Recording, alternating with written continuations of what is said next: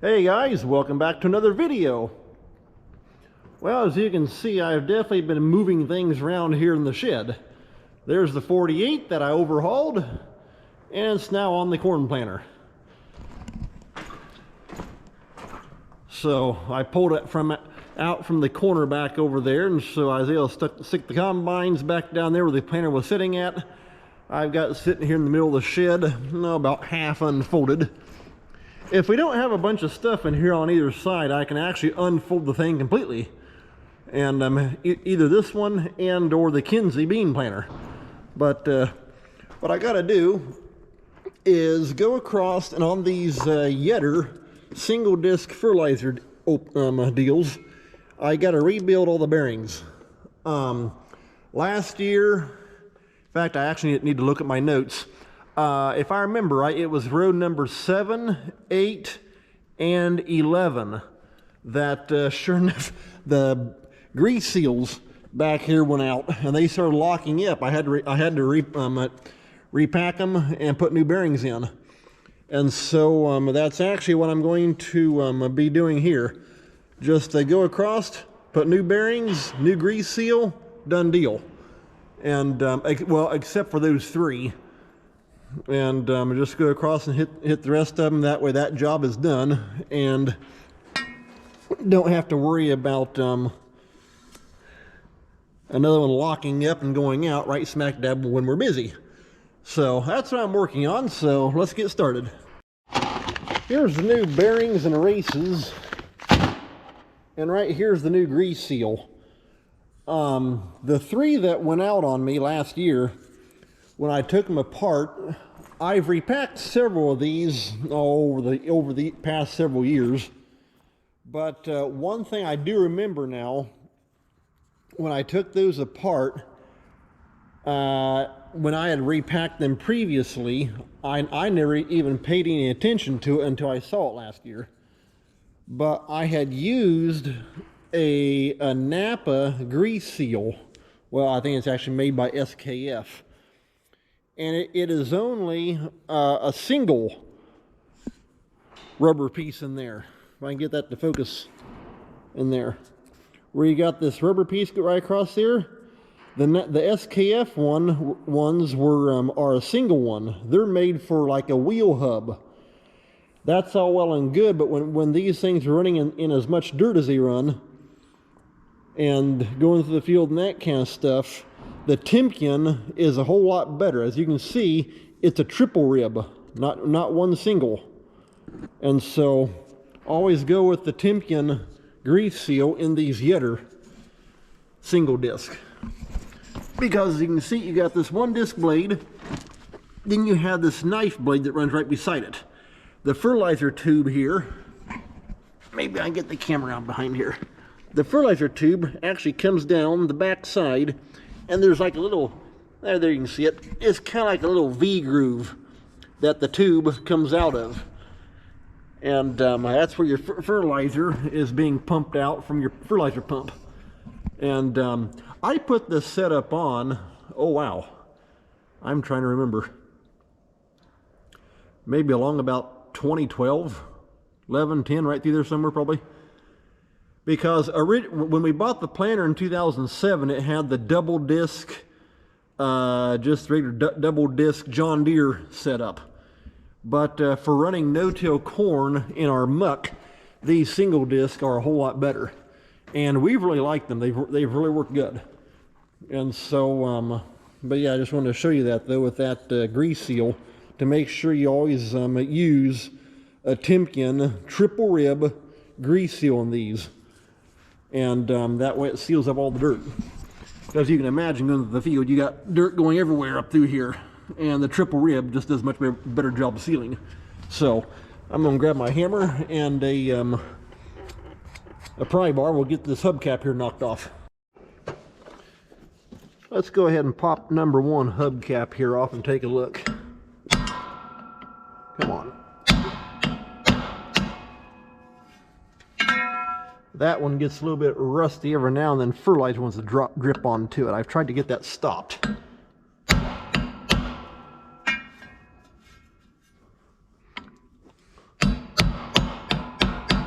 But these are just a regular wheel hub, so nothing all that complicated.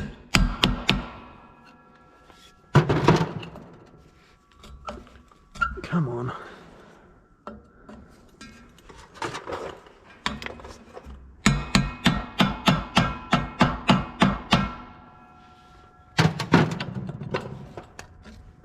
There we are.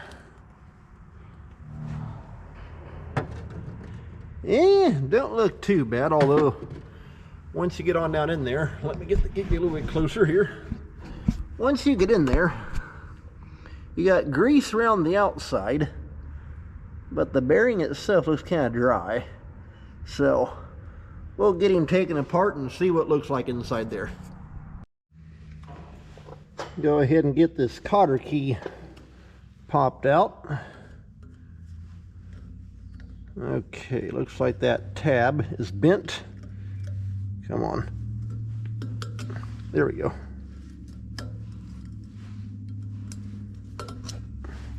Alrighty, there's the cotter key. Sometimes you can take a pair of needle nose pliers, nope, not on that one, and spin that castle nut off there. We'll grab a wrench. I'll get this castle nut spun loose. Come on. There we go.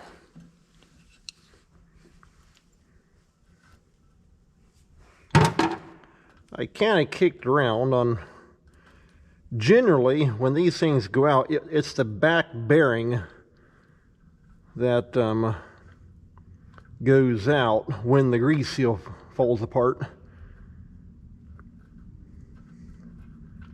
And so I wasn't real sure, like with that front bearing in there, but as much dirt as these things are running in, I kind of kicked it around. I'm putting new bearings, new races, and new grease seals.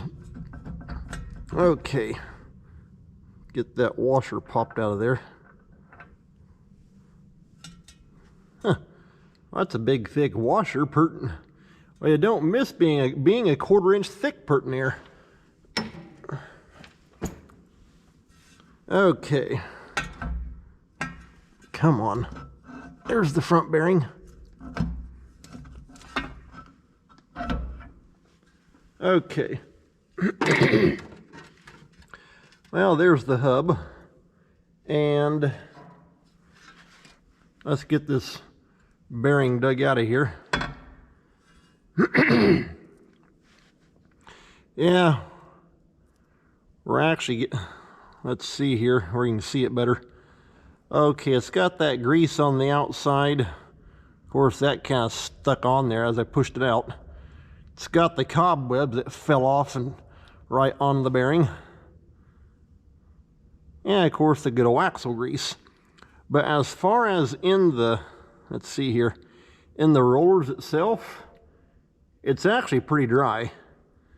And not too sure how well you can see this, but when you wiggle that inner piece around, it's got some looseness. So as much rolling as these are doing, I'm putting new bearings in. Problem solved. So, well, now I gotta get this thing, start getting the grease dug out and cleaned up, and we'll be ready to start knock out the old races and start putting the new bearings in.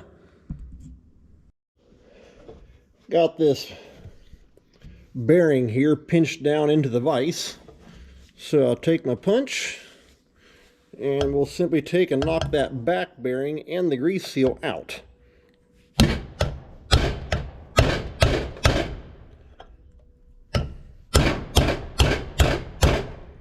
It's getting there.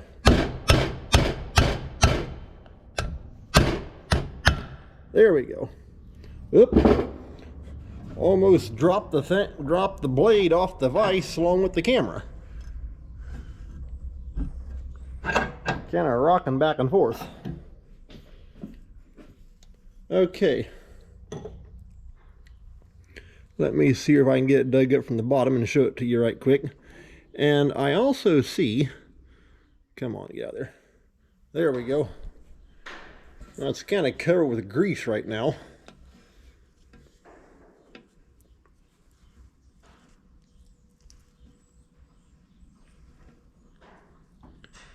Okay, well, at first I thought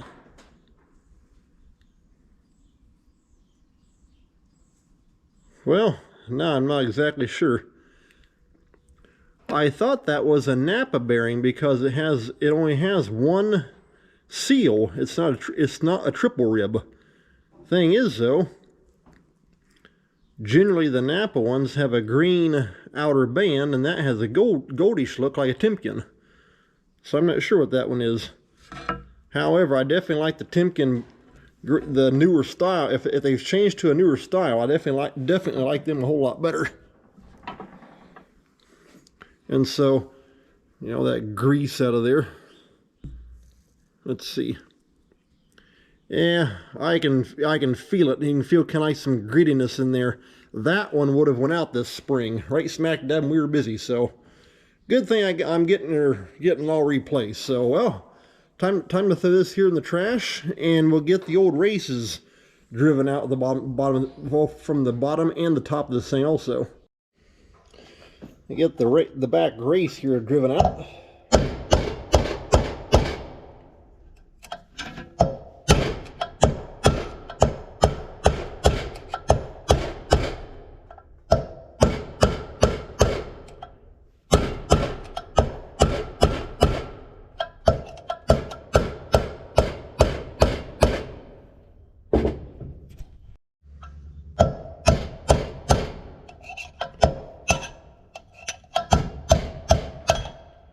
All right, that's got the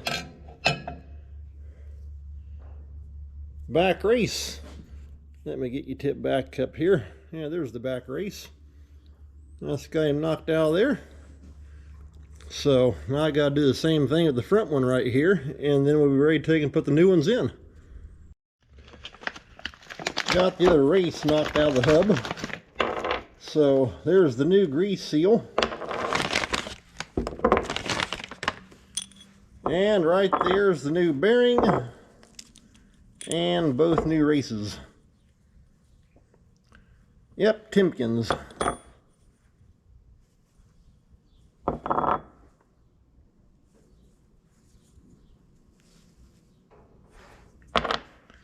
So now, usually the best way I've found to take and put a race into a hub is to take and once you get it dropped down in there, take and actually put it into a press, and then I've got impact sockets that go by every 16th diameter. And if you get the right size impact socket, you can sit right on top of that thing, just press right down into the hub, and works great. Then if you get the socket that's just a fraction bit smaller than the race, then you don't have to worry about getting the socket stuck inside that hub. So I'm going to take this over the press and show you how I press them in. Alrighty, we're here in the press. That's a inch and a 9/16 impact socket. So just get everything all lined up and start jacking it down.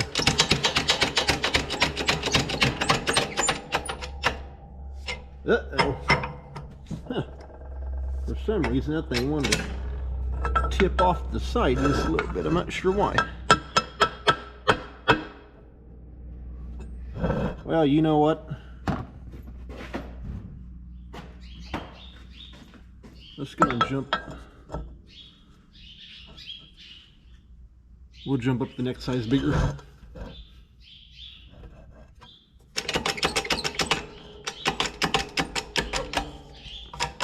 Until I get it started.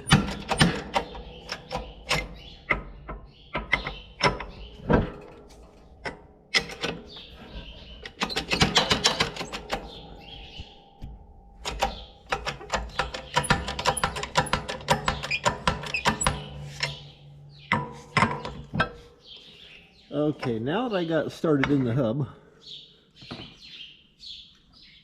that was 1 5/8.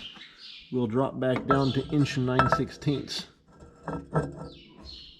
That way it can't get stuck in there.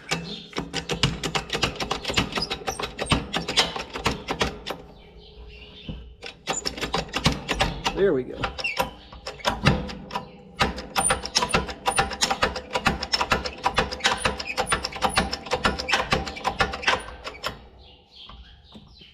Okay, that's got it bottomed out.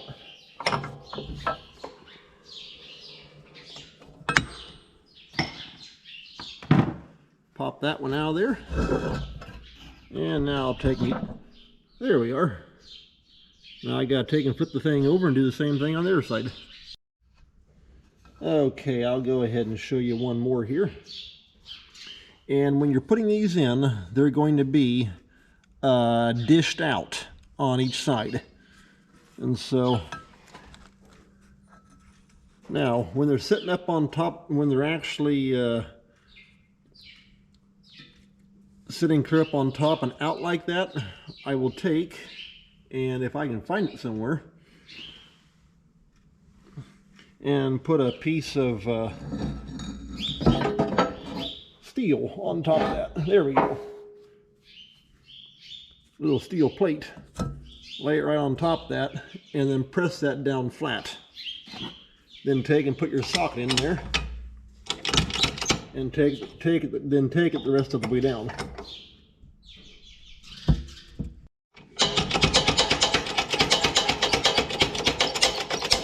Go ahead and crank this back down.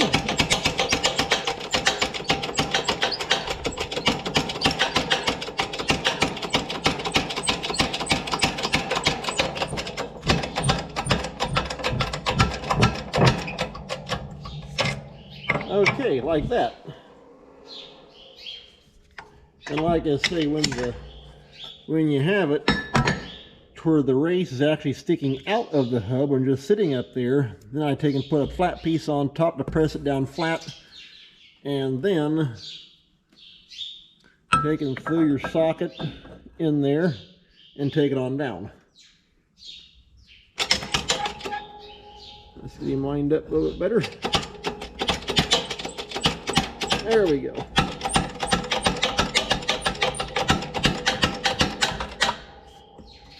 Okay, that's got it shoved all the way down to the bottom of the housing.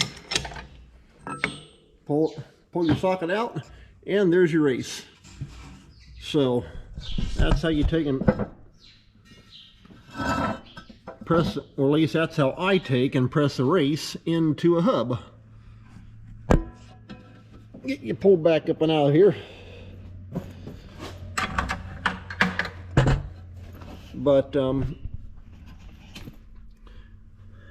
yeah, that's actually how I take and put races into all the hubs on anything. Just take and press them in. Works perfect. Now I do have, in fact, that looks like one of them right there. I think it's an actual race driver set, and however, depending on what I need to do. I found that using the press right here is a whole lot better than trying to hammer it in with a hammer and a driver. But I do have those race drivers as a backup, just in case, depending on what I'm actually working on. But yeah, I found that using a press to push these races in is the best thing to do, and works great. So now we're ready to start putting the bearings in. I think I've shown this before, but I got this bearing packer here. Take and just drop the bearing down in there. You gotta make sure it's the cone side facing down. Put this little plunger on top, and you can either shove down on that, or I've also found another easy way to do it is to put it into the vise. When you're putting it in the vise, it's got these little feet on the bottom. Make sure they're going up and down vertical, That way your vise is actually pushing on that. You just gotta be careful that you don't break it. Then clamp it down till the other side hits that white plunger, and then just start cranking it on it and putting some pressure onto it. Now I don't know how well you can see that on camera. As far as the bearing, if I get the camera right up onto it, there you go. You see how the grease shoved right between the rollers? That's what you want. Okay, let's get the bearing packed. I actually need to take and pop this back out and put more grease down beneath it, because it's almost getting down to where it's hitting this outer ring piece and not just the inner handle. But then you pop it back out.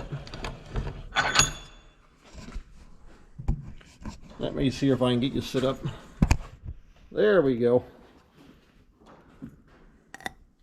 Okay, then pull your handle piece out, take out your bearing, and there you got it.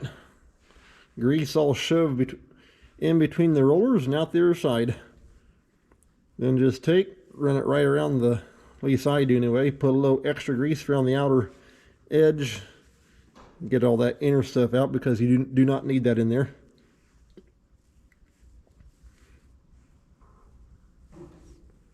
There we go. And then this is actually going to be the back bearing, because once I get this back bearing put into it, then the grease seal, I'll press that in. So, not quite enough grease to go around, so I'm going to take and add just a dab more. Just take and coat her up good on the outside. And of course we're definitely packed full on the inside. And that'll do it.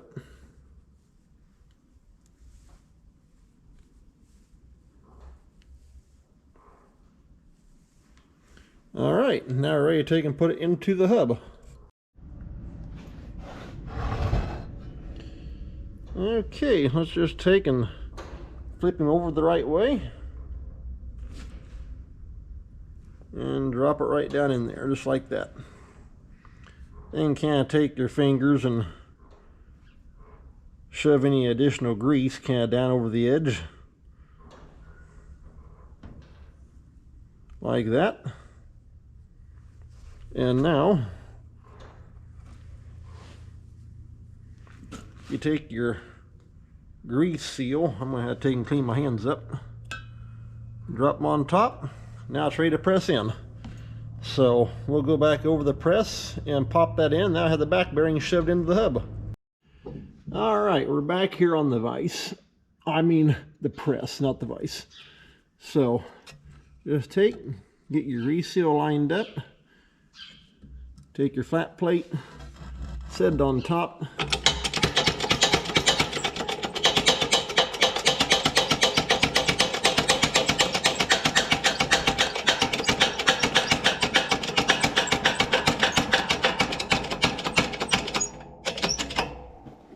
Take a look underneath, make sure everything's lining up good, and then just start pressing it down.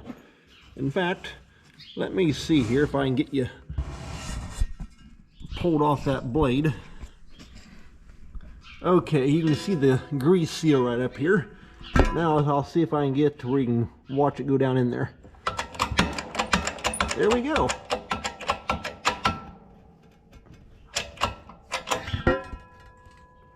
Okay, that's got it. Grease seal's pressed in.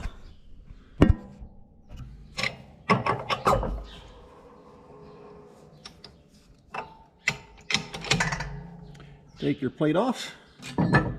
There we got it. That's all it takes, just nice and flat right across there. However, I do see something. I must not push down quite hard enough. It's not exactly flush. Let's hit it again. Okay, we'll give one more little shove down.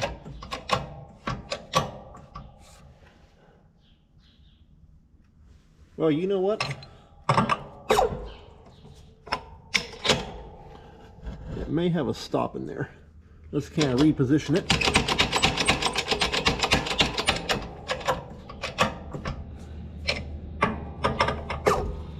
Okay.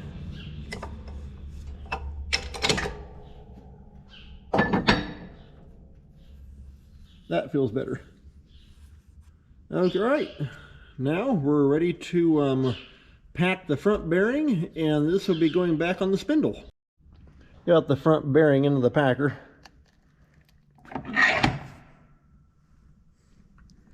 Take and press him down. You should see the grease coming through. There we go. All right. That's got it. All right, got you hanging back here on the planter frame. So now we're ready to put the hub back on. When you go put that thing back on there, just got to hold that front bearing in place.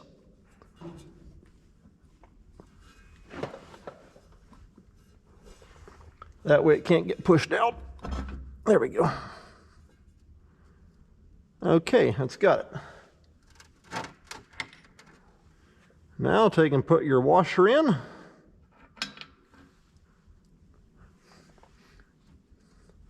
Next thing is your castle nut.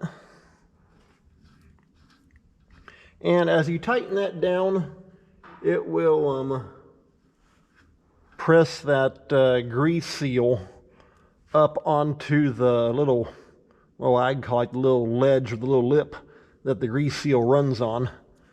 And as you're tightening that up, just be turning the blade, and that way it's helping to get the pop on correctly. Okay, just go ahead and tighten that on up. And like I say, just be spinning that blade. That way it helps those little rubber lips or that rubber seal on the grease seal to match up and pop up on that little that part of the spindle that they actually rotate on. So okay, now we're getting down. All right, now there's that's way too tight. You know, a little bit of tension, but you don't want it so tight though that you can't turn the thing. Okay, had it loosened back up. Now we'll bump him back down. I can see the cotter key hole right there. One more bump.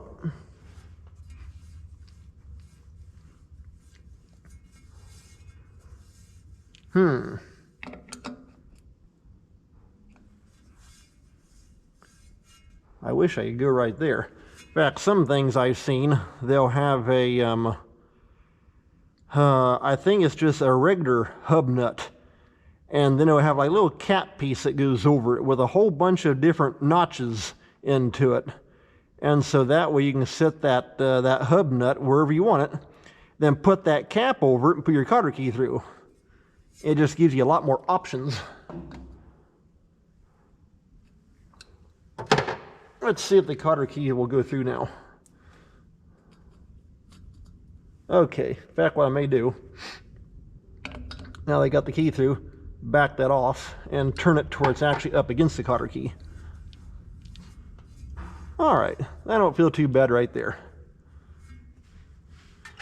Then take, in fact, this one right here actually wasn't really bent much, and they don't need to be.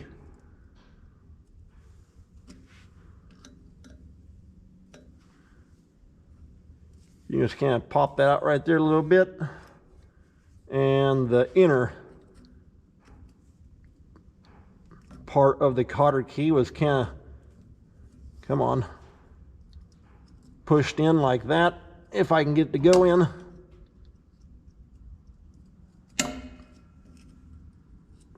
Maybe. Either way, you can just simply take and grab that outer piece, pull out on it a little bit. That's got it. Then pop your hubcap on, just like that. Okay. Now I gotta find my little hammer and tap that back in place.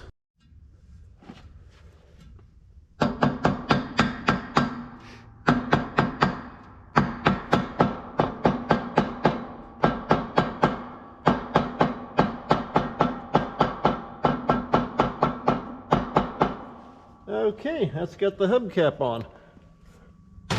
I should actually grab my big plastic hammer, that way I can smack on it. If you use that's a little 4-pound. If you use a regular sledgehammer, just don't smack it to where you're actually denting your hubcap in. So let's go back over this way. Not too sure how well you can see back here on the back side.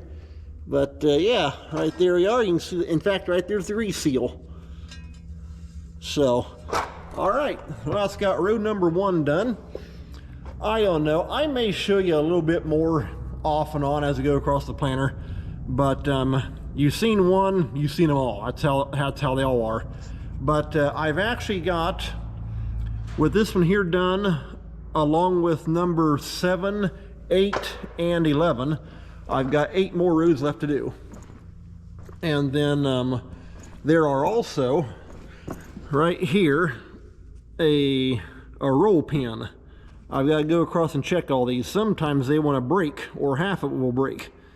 And so if that thing breaks her out, it can actually let the whole entire unit here fall off. And so I found one over on that side. It might be number 12 or number 11, seems like. So I've got to put a new roll pin into, so I'll be showing you that also. But yeah, like I say, oh, in fact, let me show you. Here's on 2. That ain't good. Let's grab number 3. A little bit of play on number 3. So that's why I'm replacing all these. But yeah, I may show you a little bit here and there off and on, but you saw in detail on number 1, so I'll bring you back in here once I'm ready to start working on another one sometime here going across it. All right, guys, I got the tractor back up over here toward the corner. I've got the planter folded back up. I think I'm going to I've changed my mind. I'm going to make this a 2-part. Part 1 was bearing replacement on that Yetter fertilizer opener. And part 2, I'm going to show you how to replace and check for the roll pins up underneath there. And so I'll just take and split this up, because like I say, when you see one bearing, you've seen them all. That's exactly how they all are. And so that'll work. So anyway, well, hey, take care. Thanks a lot for watching. We'll see you next time in part 2.